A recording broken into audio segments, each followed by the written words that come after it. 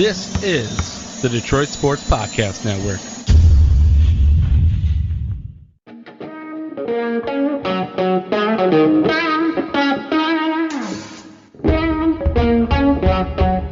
The biggest icon in podcasting.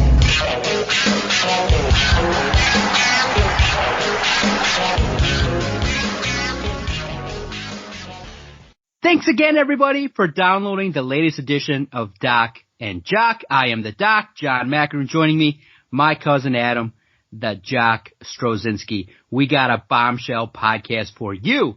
Thanks again, everybody, for subscribing, liking our content. On today's episode, we have to hit on the major news that broke on Wednesday afternoon.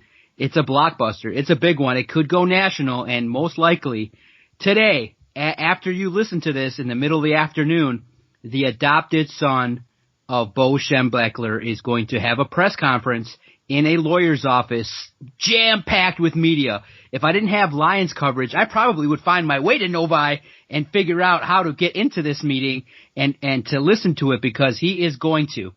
And it's going to be shocking, and it's going to be powerful, impactful. And to set it all up, basically everybody knows that there was this doctor that was on staff that was doing inappropriate things to Michigan athletes for a long period of time. And it came out in a full investigation that potentially Bo Schembechler had knowledge of this information. So it puts the situation in a microscope right now, because the man is a legend. He reigns supreme at the University of Michigan. Actually, the football players study and work at a place called Schembechler Hall. There's a big statue out there. Now, to put this into context, and the reason why this is going to blow up too, because Jim Harbaugh, who had laid low amidst all of this, comes out and addresses it on social media after the report. And he comes out and he says, I know the guy that I knew, Bo Schembechler. If he had known, he would have taken action. And right away, people kind of looked at it and said, man, there's nothing really good that's going to come out of that comment, because if it's refuted, if all this evidence that has been gathered comes to show that Bo knew, you now have basically publicly defended an abuser, and it puts Jim Harbaugh really in the crosshairs at the moment. Thursday is going to be definitely an explosive media session, and it's just wild because it's tough because there's so many layers to it, and I can't wait to talk to Adam about it, because of the fact that you don't want to ruin someone's legacy if it's untrue. Bo Schembechler died, so we'll never know the full truth. But at this point in time, when the university hires an outside entity to study everything and review everything, and they come back and say, well, the strong likelihood was that Bo kind of had information and didn't do the full amount that he could have to prevent this, I think the university should have probably, in my opinion. And it's tough, too, because you don't know what people are thinking. You don't want to besmirch the legacy of a family that probably donates a shit ton to the university. But at the same time, I think the University of Michigan, like many others, are operating on a reactionary scale instead of instead of being proactive in their response to something like this. And I think Michigan is about to gather some strong heat nationally when this gentleman, the adopted son of Bo Schembechler, comes out and is going to address the media, and he's going to state, I was abused and Bo knew. Man, cuz I'm sure you didn't want to come home after a hard day's work and hear that kind of stuff. Yeah, it's actually really shocking, and there's a 240-page report that was released with all the gruesome details in it. So, I mean, if you want to read it, it's out there. You can get your hands on it. It's weird because we both watched what happened with Michigan State. And there were I watched a couple different documentaries regarding what took place with Michigan State and what took place with the women's gymnastics team, the U.S. women's national gymnastics team. And Larry Nassar was a monster. And now Michigan has a very similar situation, almost exactly happening with them. And this actually, I think, includes more boys or more young men, whereas with Michigan State, it was basically strictly females. And I don't know, maybe that's the difference here, but that shouldn't be a difference. This has been kind of brewing and going on now for a couple of months, and you hardly hear a peep out of anybody in the national media regarding it. Locally, it's not really discussed a whole bunch. There's a few shows locally that will talk about it, but a lot kind of shy away. It's not really reported on the television news. It's really, really weird to kind of see how both Michigan State and Michigan have been handled in very similar situations. And I think this right here might be the spark that really makes this whole thing ignite and erupt. On top of that, boy, Jim Harbaugh did himself zero help. Basically put his own foot in his mouth with the comments he made the other day regarding this issue. You know, it could have just been one of those things where he could have glossed over it and didn't have to say too much, but instead he comes out and, like you said, defends Bo Schembechler and says, like, hey, look, the guy I knew wouldn't have let any of this stand, such and such. Basically doesn't pay any minds to the victims in this case. And there's a ton of them. And some of them were his teammates, which is really messed up. And at this point, Harbaugh's kind of divided the university, divided parts of the football family. And the last person to really do this was Rich Rod. Last time the football family was split like this, it was when Rich Rod was here, and we all seen how that kind of ended.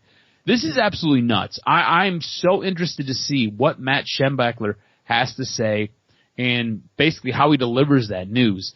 I think the way he tells his story, or the way he alludes to what took place, I think it's going to be very, very damning for, one, Bo Schembechler, two, the University of Michigan, and it might spell the doom for Jim Harbaugh. Like, really and truly, it might spell the doom for Jim Harbaugh. It's going to be fascinating to watch how this unfolds. To me, I think it's absolutely crazy, and it's a shame how the Detroit and Michigan media have really handled this situation.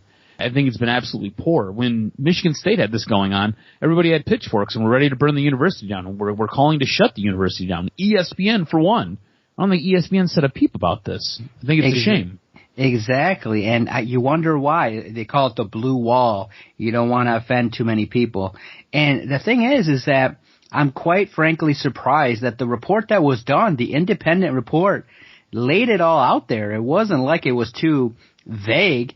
I think that action should have been taken, and it's unfortunate that, you know, a statue would have to come down, and you never want to make a huge mistake like that, but I think that it would have been right. And to look at it, you know, nobody's allowed to have their statue up forever. Things happen. And sometimes you just have to look ahead to the future, put up potentially somebody else to honor maybe, you know, I don't know if Lloyd Carr reaches that status, if that's going to be the replacement. But when you look at it, why do you think universities take such a passive approach, especially in 2021? Because the part that doesn't make any sense is when you invest dollars to investigate the scenario, and it comes back and it says, well, it's like, I don't know, is it because potentially the gentleman's passed away and he can't defend himself and it leads to inconclusive? Why would a university take such a passive approach when there's a clear-cut written report about how things went down?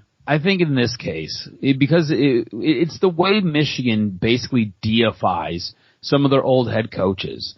You know, you've got different arenas, and you've got different buildings, and you've got different statues around the campus, basically making gods out of these men. Bo Schembechler is one. You talked about Schembechler Hall. Yost Arena is another. Yost was a racist, like you saw that too. Racist. I heard of that. I was listening to that too. That's crazy, right? I mean, like, the campus of the University of Michigan is basically littered with bad men, right? And like, maybe at the time it wasn't a big deal. Maybe they weren't. I don't know. Look, being a racist was like the thing to do, or it was okay back, you know, when owning slaves was cool. And then basically up until like the 1950s, it was just kind of like a passive thing. It happened and you're like, yeah, okay, whatever, cool. So like, we evolve as people, we evolve as a community, we evolve as human beings, and we're kind of at a point now where, hey, just gonna raise my hand here and say, that's not okay.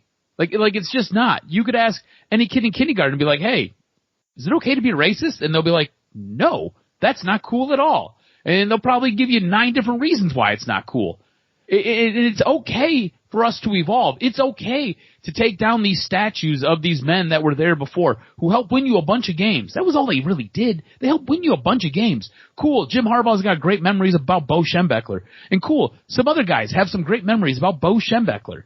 It doesn't mean that he doesn't have his faults. It doesn't mean that he might have been a bad guy to some other people. It doesn't mean that he didn't protect all of his players. And what you're seeing here is you have an independent counsel, somebody completely separate and has no ties to the university, coming back and giving you a dossier saying, hey, this is what we found. This is highly likely. And the only reason it is not for sure is because the man is dead and we can't talk to him. That's the only reason. And back in the day, you didn't have video anywhere. So we didn't have any videotapes. That's the only reason. So with all that being said, the university itself should, I don't know, maybe have took a preemptive strike and said, hey, you know what? This is what we're going to do because the evidence is pretty damning.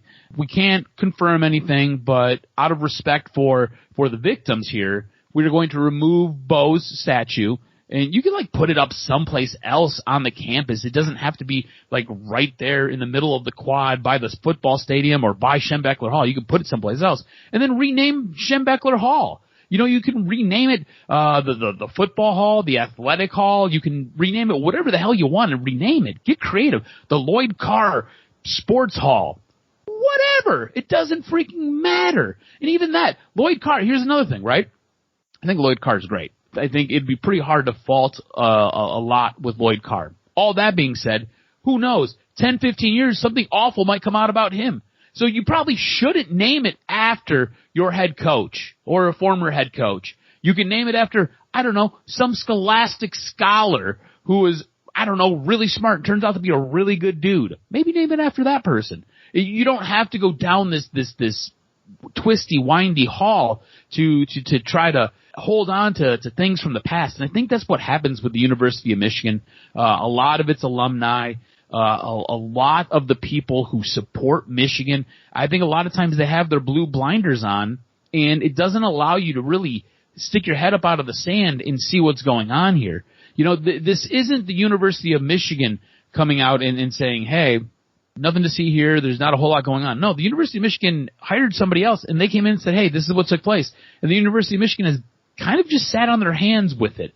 And now what you're seeing is a lot of former players, a lot of people who frequented the university. They're all now basically joining arms and coming together and saying, hey, this really took place. You need to hear us. You need to take us serious.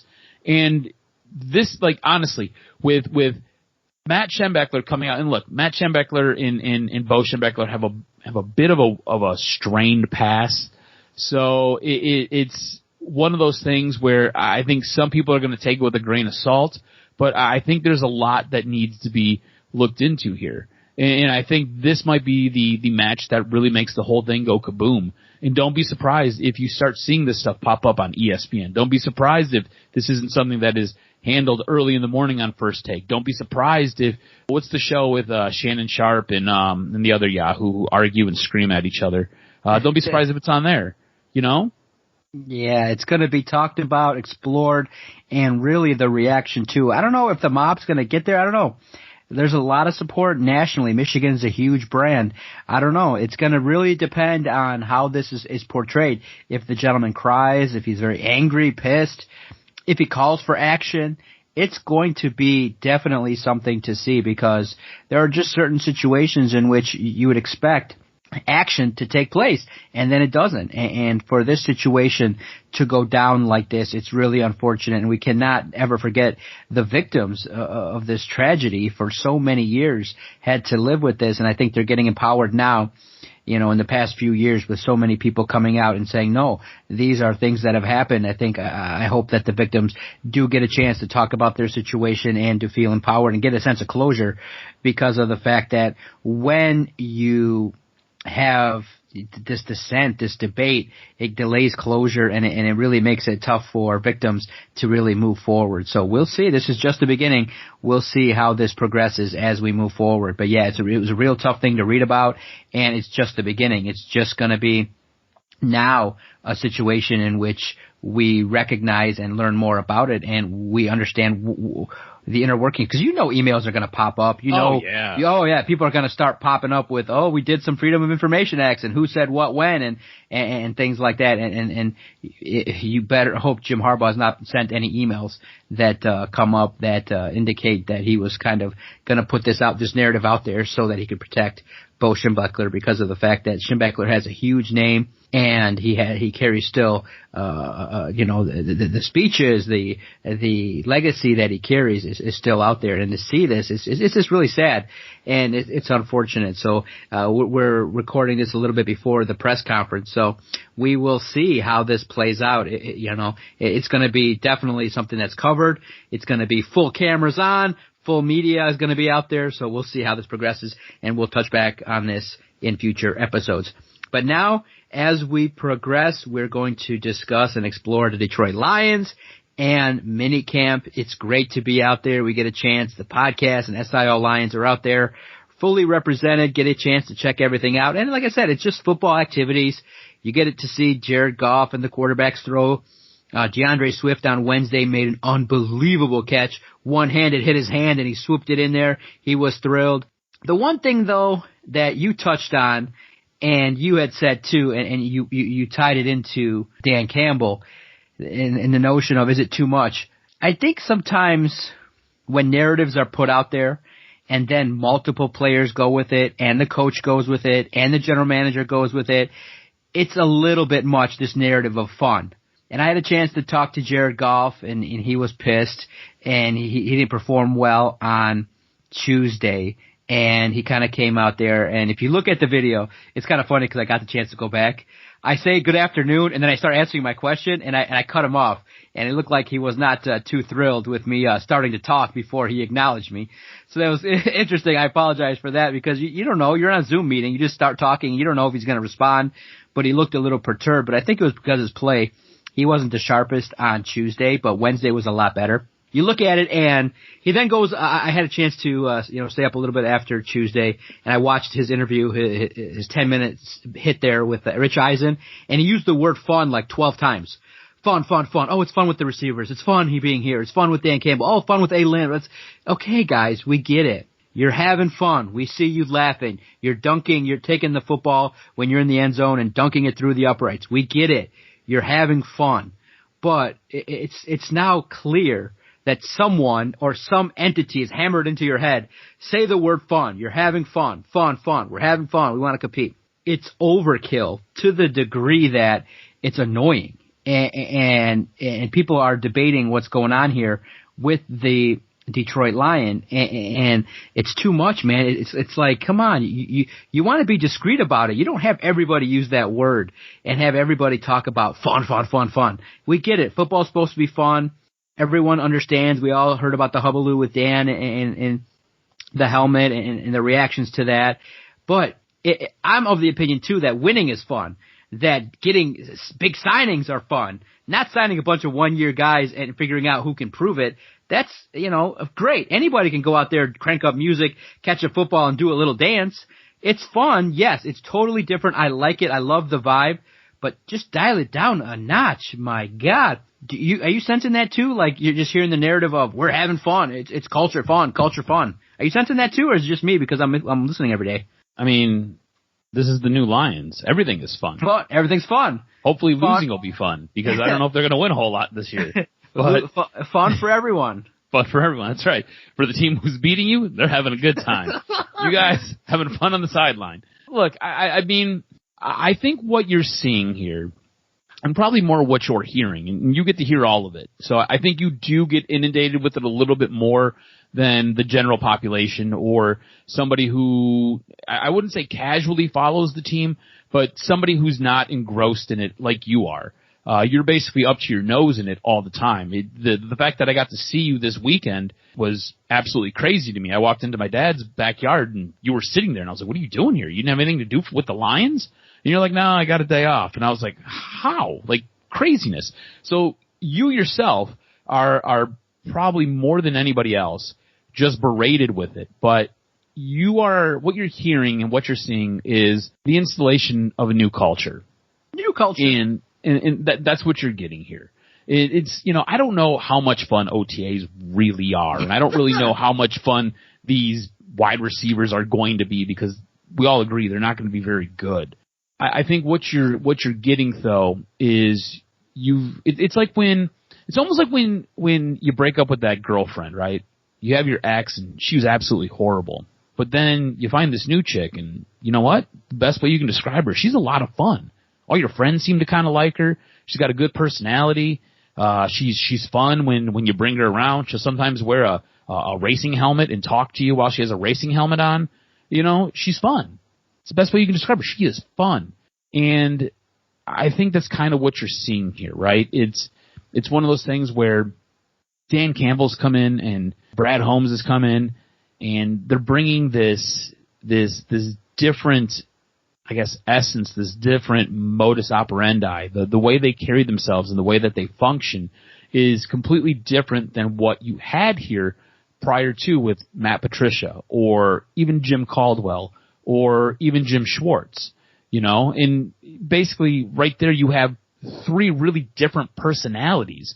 Jim Schwartz was kind of the rah-rah, win at all costs kind of guy. Jim Caldwell was more, I'm going to hold your hand and we're going to sing some Kumbaya songs, and it's all about treating you like you're a man, whatever that might mean. And then you have Matt Patricia, who, he was just horrible. He was awful. And he was like stale bread, and the guy basically filibustered when he was at the podium. You bring in Dan Campbell. Dan Campbell's kind of like the frat guy who kind of became successful but never really grew up. He's kind of that guy who started his own business, drinks beer at 3 p.m, and basically wears board shorts to the office. That's Dan Campbell. That sounds like fun.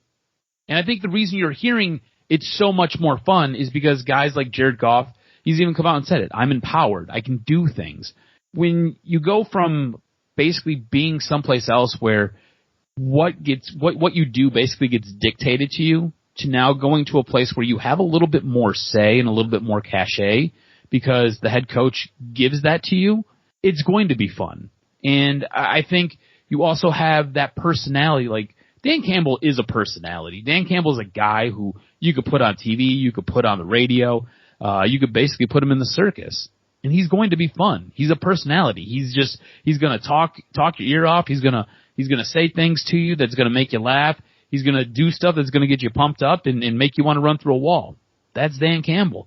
And like it, love it, hate it, whatever, that's who he is. And I think the players are buying into it. And I don't know what that means as far as wins and losses. I mean, losses. Well, look, I think there's going to be a lot of losses next year. And I don't think, if you're a Lions fan, you can't grade this team on what happens next year. You can look at individuals and you can look at what goes on with certain units, and you can see if there's some growth there, right? Like going in, have an expectation and see if they meet or beat that expectation. You don't look at it as just purely wins and losses. If this team is competitive in 6 of 9 or 10 of their losses, I'm going to take that as a win, okay? I'm expecting them to win somewhere between 5 and 6 games. But I'm also expecting them to be competitive in more of their losses that they're going to have. They're going to have a couple blowouts. They're going to have a couple stinkers. I already know. But I want to see them be competitive. And, that's my expectation. Now, if they're competitive in 7 of 8 losses, or they're competitive in 8 of 9 losses, then, hey, we got something that we're kind of talking about here, and we got something maybe we can build with. If Jared Goff, what's your expectation for Jared Goff? You specifically. What's your expectation? Well, I've had a chance, and it's interesting, and I'm glad you asked, because I've seen him, and it's real weird. Some throws come out of his hand wobbly, and then the next time he fires it in there, and it's great. And I know it's early, but I'm wondering the consistency level. And that's the key. Stafford got to a level where he was zinging it all over the place and he was established, but for whatever reason, at the biggest of big moments, he just fell short and would throw the pick six at the worst possible time. And the injuries just piled up as he approached his mid-30s there, now at I think 32, 33 years old. Jared is unique when you watch him. Commands the huddle. He's the guy. No doubt about it. Boyle and David Blau will not be under center to start the season. It's going to be Jared Goff. No doubt about it. Now, he can zing the football. He can do it, but it doesn't look like he cranks it up to the degree that often. And you're seeing, and the inside scoop is, you're seeing a lot of screen passes. You're seeing a lot of work with the tight ends. You're seeing a lot of short yardage passing situations. And I think that's what you're going to get. You're going to get really an emphasis early in the season on running the football so that the fronts that they're going to look at will ease up a little bit so that they can take a chance with T.J. Hockenson, Darren Fells, or Terrell Williams. I don't think you're going to have that to start. But the issue is, again, what we're seeing in minicamp, you're not seeing a bunch of pressure. You're seeing just Goff stand there and throw the football. Now, on Tuesday, it was not good. He was not connecting. He was overthrowing. He was not there. And I got to reading, and Chris Sims says that he's watched, and he thinks that Jared Goff throws a nasty football, meaning that not speed and zip and things like that. He throws inconsistent wobblers a lot of times. And you got to also look at, too, though, when you have a bad season, that skews things a little bit. I think Jared Goff can be somebody that raises his game to the level where you can get to the point where you can at least get to the postseason. I can't imagine you don't build a team with a running game, a tight end, and a defense where he's going to have 5 wins. I think he can do it. Can he compete against Aaron Rodgers? I think so, if you have the right situations now and Rodgers getting older. But here's the main thing that I think people are not going to be thrilled with. His deep ball is not the best, meaning that it's not as accurate as you would like, and it's not as, perfect. Yeah, there are times he's going to put one throw on there, it's going to be good, but can he lead the receiver open when there's a pressure in his face and he's got to zing it out there? I don't know, guys. You might be a little bit concerned. I think you got to tailor it so that the best intermediate throws to the sidelines and to the middle of the field are within 10 to 20 yards, and you move in that direction and you really pound the rock. So would you say it's safe to say he is slightly above an average game manager? Above Kirk Cousins, but way below Aaron Rodgers. In that realm. Rodgers was the MVP of last season. But Jared Goff is former number 1 pick and has been in the Super Bowl. But the thing is when you rate him, is he better than Josh Allen at this point? No. Is he better than? See, the great comparison, I can't wait to see it by the time weeks 15 through 18 hit, to see around Thanksgiving if Justin Fields takes over, to see what kind of performance he has. I think Jared Goff's squarely in that 12 to 17 range as quarterback. Okay.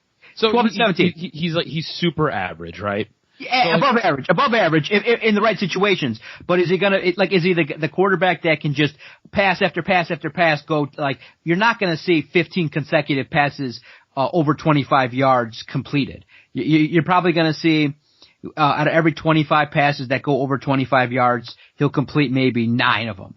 And okay, that's so the problem. What if? So you said he's basically 12 to 17, right? So squarely in the middle. Right. Now what if he comes out and he has a top 10 passing year? So his yards per game, his completion percentage, his touchdown interception ratio, he puts him squarely in the top 10, whether it be 7, 8, 9, or 10, doesn't matter, but he's in the top 10. That'd be great. That would be considered some growth, right? That'd be good. Growth. That's a way you can judge this coaching staff and judge what's going on here. Give him a running game. Right, exactly. But here's the thing. He finishes in the top 10, but this team still loses 9 games. Because defense, because of the collective. Exactly. Yeah. You've got to look at the subunits and how they perform and what they're doing. You can't look at it full picture and be like, oh, they're what their record says they are, because it's not going to be that. This year's going to suck ass. We're going to look at after. It could probably be better. We're going to look at the linebackers, the secondary, of course, and we're going to see how collectively this team performs in crunch time. And I can't wait to see it.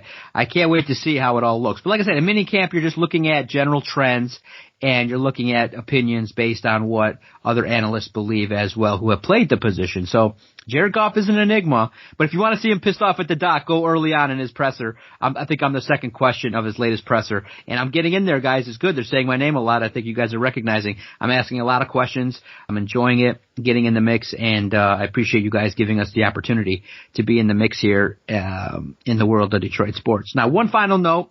I thought it was interesting. Brad Holmes making the rounds with the beat writers. He sat down with the Detroit News and answered some questions. And, I like the fact he said, look, I'm a little bit pissed off. I'm a little bit irked.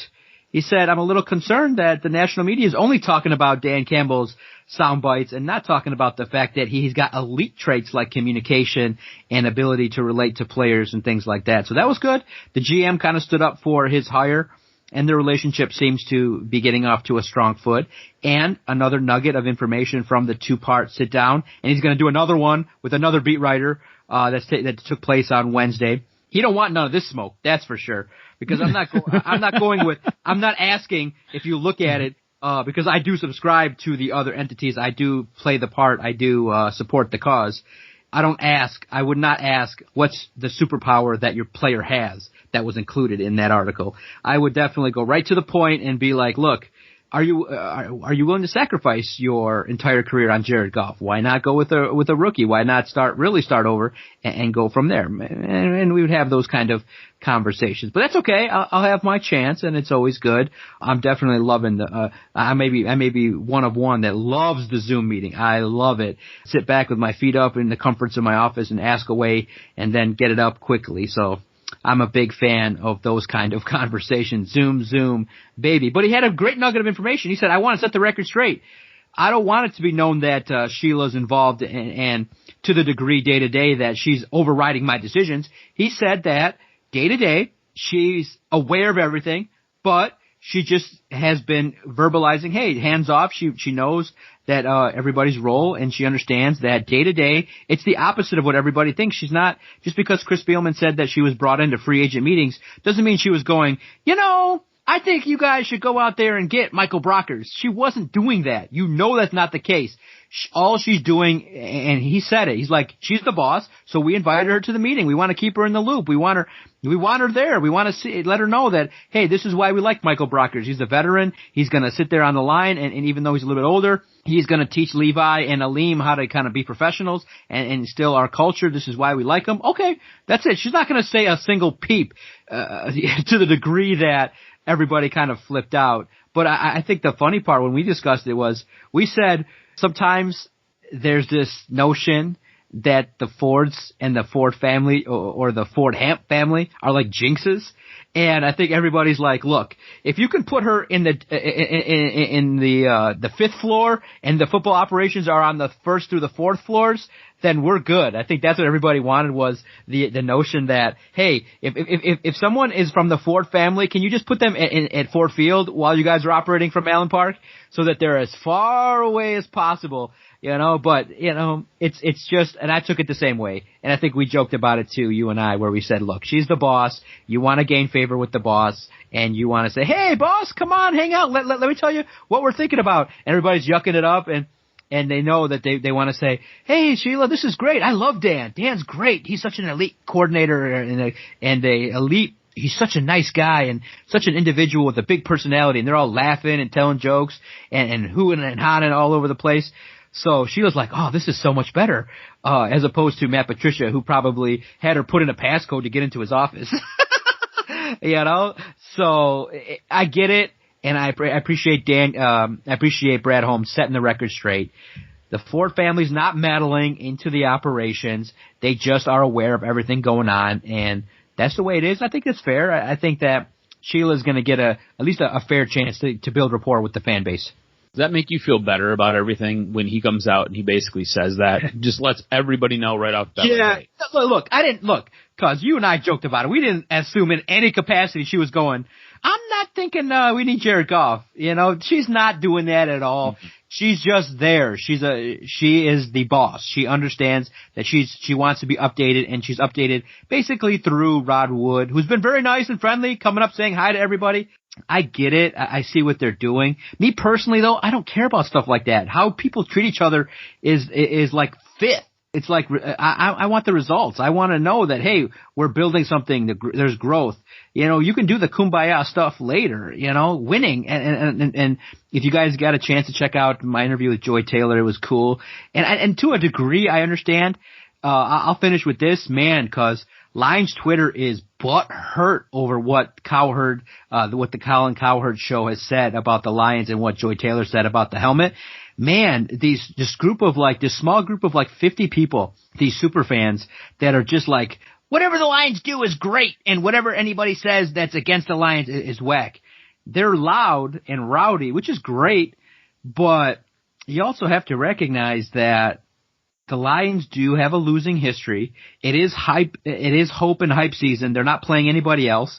Jared Goff will look good against the Lions defense eventually in training camp because he's going up against the Lions defense. And it'll always be pointed out. But man, Lions Twitter is butthurt over the national media. It's like, come on, guys. Just ignore it. Move forward. Enjoy the coverage and be a fan. But sending tweets out to Joy Taylor, to be honest, guys, the next day, which was Wednesday, they then railed on the Lions for that stupid L that Big L had. So they recognize that, the Lions fans are butthurt. Let's poke the bear. And guys, you don't get it. When you tag her incessantly and debate, and she comes out and she posts a Chris Jericho meme, you didn't win. Because she posted, I took a Big L, guys, she's sitting there collecting a nice check in California laughing because all press is good press, guys. If you want to send a signal, ignore it. When you tag her and you read the articles and you then have me go and interview her, all you've done is feed the beast, okay? So here's a little secret. If I write something you don't like, if you tag me incessantly, all you've done is spread the message even more. Okay, guys, I think I've told you this repeatedly. When I write an article, it's going to get X views no matter what because of the work I've done.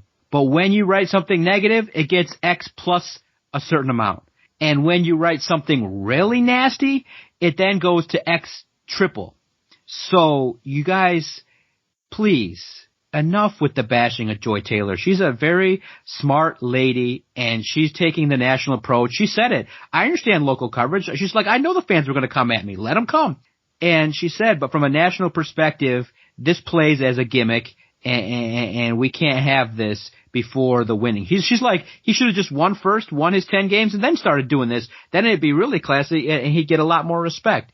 So, guys, fans, look, ease up on the hate on the national media. It's the way it is. You guys are the sludge of the National Football League until you prove otherwise. So, let me ask you this. Look, I think, before you go further, I think a prime example of that is, if you look at the Cleveland Browns, forever the Cleveland Browns were the soul sister of the Detroit Lions, and they were mocked heavily. Yeah. If you look at the Cleveland Browns now, they are held in esteem with some of the better teams in the league. They're down the list from the Kansas City Chiefs. They're down the list from a team like the Patriots. They are mentioned with the likes of the Buffalo Bills, with the Baltimore Ravens. So if you want to strive to be like any team in the NFL, strive to be like the Cleveland Browns, which sounds so dirty coming out of my mouth. So you've seen the Big L with the shape of a Big L on your forehead hat. Everyone hates it. It came out in January, guys. The Lions didn't create it, but they should have probably said new era. Come on, guys. This hat sucks. Everybody hated it because it was a day's work. That one article I wrote about it was literally a day's work. That's why you got to see me on Sunday, because I wrote that on a Friday or Saturday, and it did so well I didn't have to do really anything else. It did so well that I was telling you when we were talking, I'm like, yeah, I just wrote something that just blew up, and let me just write like a couple things in the morning, and it was amazing. I want to get it and just wear it and make jokes about it, but it's really ugly. It's really bad. It's just a bad hat. You don't buy it, you move on. But it came out in January, but people kind of caught around to it because someone said, prominent media member said, oh my God, media department, how the hell did you guys let this through? And it's an ugly hat. We rated a thumbs down. And unfortunately for the Lions, to be honest, I'll say this. For the last couple of years, there really haven't been really that much swag that I would say, oh, that's really cool. You know what I mean? They gotta have like maybe a One Pride hat or a Detroit Lions hat. It just seems like they always get the mix wrong of like the L or Lions or Detroit Lions or the it just needs like you need like the hats that Dan Campbell have been wearing have been pretty cool, but you gotta kind of step it up in the swag department, in my opinion, is my final thought. A lot of their gear is tough to wear. Yes. I bought 7 or 8 years ago, I bought a hoodie and I absolutely love it. And it looks sweet, right? It's this mix of like old and new, and it's really, really cool. But other than that, like I bought a couple hats here and there, but man, those hats are so damn hard to wear.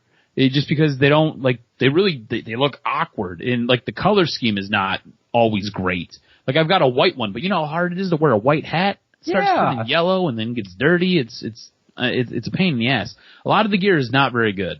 Yeah, and like I said, like you said, it was great to catch up with you. I had a feeling, like I said, I was going to keep it a surprise that I was going to see you there. So like I said, it's fun. It makes it a surprise. Like, oh, there he is. There's a DOC. I haven't seen him in a bit. You know? Yeah, I haven't seen you in like, last time I seen you in person besides this weekend. I can't tell you the last time. Was it Christmas? Yeah. No, we didn't do anything on Christmas. We didn't see each other on Christmas even. So yeah, like I said, I had a good feeling, and it was good to catch up a little bit, share some funny stories, and have a good time with it. So we'll do it more often as the world picks up a little bit, being outside a little bit more. We'll have that opportunity and things like that. Make sure you follow Adam on Twitter at AdamRSTROZ. Follow the network at Detroit Podcast. Now, if you so happen to love our podcast, feel free to let us know. If you don't like our podcast, feel free to let us know. Because go indulge yourself, and you can frame it on your wall. Someone left a review on Apple Podcasts that said, and unfortunately left us a 1-star, but that's fine because we got 100 other ones that are amazing. That was like, the only thing redeeming on that network is Strohs. And I was like, very, very, very, very well done. I was like, okay, that's fine. That's your opinion. We respect that. You wrote it, whoever that was, back in April. But we saw it.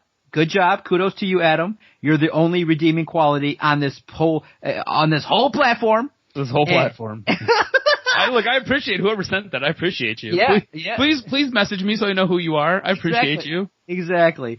Follow the network at Detroit Podcast so that we can keep this fun operation going strong since 2013. Often imitated, never duplicated. Every Thursday for the last 7 years, going strong. Doc and Jock, thanks, cuz. I appreciate your time.